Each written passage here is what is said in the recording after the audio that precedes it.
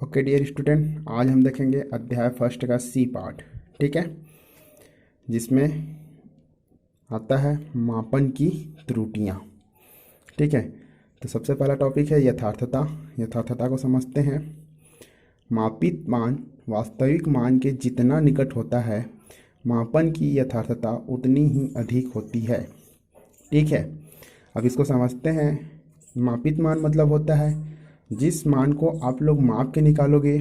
ठीक है, वास्तविक मान होता है जो उसका एक्चुअल में वैल्यू है, वास्तव में उसका मान है, उसे वास्तविक मान कहते हैं। ठीक है, तो समझते हैं इसको।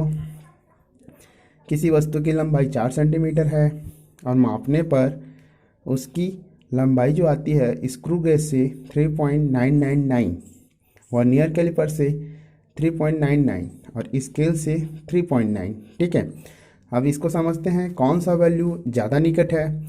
तो इसे हम दशमलव के 3 स्थान तक करेंगे तो ये 900 होगा, और ये होगा 990 और ये होगा 999। तो कौन सा ज़्यादा निकट है? तो ये वाला ज़्यादा निकट है।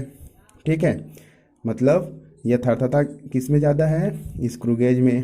ठीक, तो इसे ज़्यादा यथार्थ बोलेंगे। ठीक है, अब परिशुद्धता देखते हैं। तो परिशुद्धता यह बतलाती है कि कोई राशि कितनी विभेदन सीमा तक मापी गई है। अब विभेदन सीमा को समझते हैं तो दशमलव के बाद जितने अंक तक मापेंगे उसको हम लोग उसकी विभेदन सीमा कहते हैं। जैसे स्क्रू गेज है, ठीक है, तो स्क्रू गेज में 1, 2, 3 पॉइंट तक नापते हैं, इसकी विभेदन सीमा है दशमलव के 3 अंक तक। वर्नियर कैलिपर्स में 1, 2 अंक तक मापते हैं, इसकी विभेदन सीमा है दशमलव के 2 अंक तक। ठीक है, अब स्केल में हम लोग देखे हैं दशमलव के 1 अंक तक मापते हैं, तो इसकी विभेदन सीमा कितनी है? दशमलव के 1 अंक है। ठीक है, अब इसके पश्चात देखते हैं त्रुटियों के प्रकार। ठीक, तो सबसे पहला आता है क्रमबद्ध त्रुटि। ठीक है, उसमें हम इसकी परिभाषा जान लेते हैं। अगर कोई त्रुटि एक ही दिशा में होती है तो उसे हम लोग कहते हैं क्रमबद्ध त्रुटि। जैसे किसी कॉपी की लंबाई माप रहे हो आप लोग और उसकी त्रुटि सिर्फ पॉजिटिव दिशा में आ रही है, तो उसे हम लोग कहते हैं क्रमबद्ध त्रुटि, न कि नेगेटिव दिशा में। ठीक है, मतलब अगर नेगेटिव दिशा में आती है तो नेगेटिव दिशा में हो, अगर पॉजिटिव दिशा में आती है तो पॉजिटिव दिशा में हो। ठीक है, अब क्रमबद्ध त्रुटियों में पहला प्रकार आता है यंत्रीय त्रुटि। यंत्र के बनावट के कारण जो त्रुटि होती है उसे यंत्रीय त्रुटि कहते हैं। दूसरा आता है व्यक्तिगत त्रुटि। अगर व्यक्ति मापते समय जो गलती करेगा और उन गलतियों के कारण जो त्रुटि आएगी उसे कहेंगे हम लोग व्यक्तिगत त्रुटि।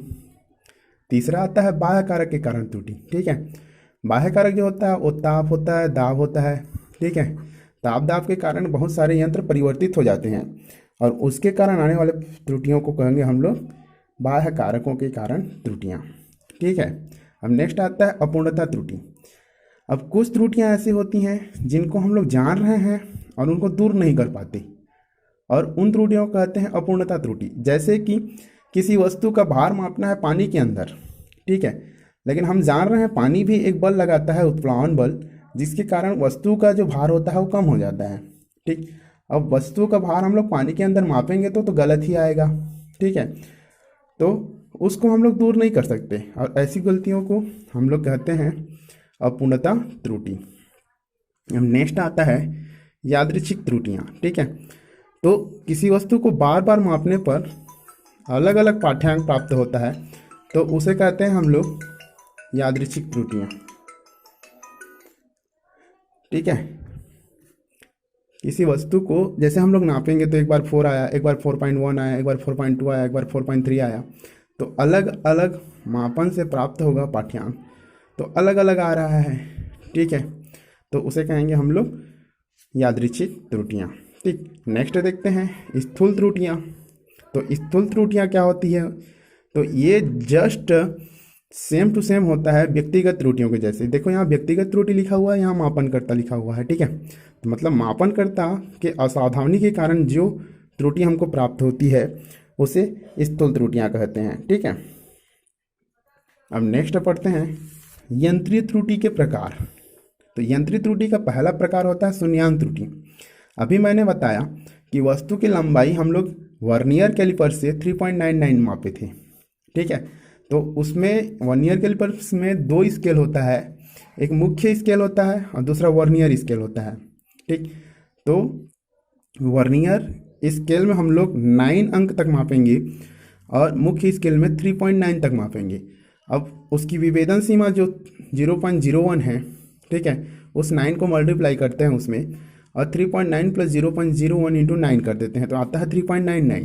ठीक है, तो इस प्रकार उसको मापते हैं। लेकिन क्या होता है, कभी कभी मुख्य स्केल और वर्नियर स्केल का जीरो जो होता है एक सीध में नहीं हो पाता। ठीक है, तो ऐसी त्रुटि को हम लोग कहते हैं शून्यांक त्रुटि। नेक्स्ट देखते हैं अल्पतमांक त्रुटि। अभी मैंने बताया विभेदन सीमा, इसकी स्केल की जो विभेदन सीमा होती है वो 0.1 तक होती है।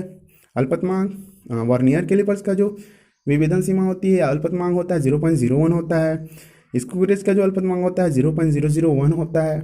ठीक है, तो वस्तु को मापेंगे किसी वस्तु को तो पहला रीडिंग 1.3 प्राप्त हुआ, दूसरा रीडिंग कितना प्राप्त हुआ 1.4 प्राप्त हुआ। ठीक है, तो अगर इसी की विभेदन सीमा 0.01 होती तो हम लोग सेकेंड बार मापते तो 1.39 भी प्राप्त हो सकता था।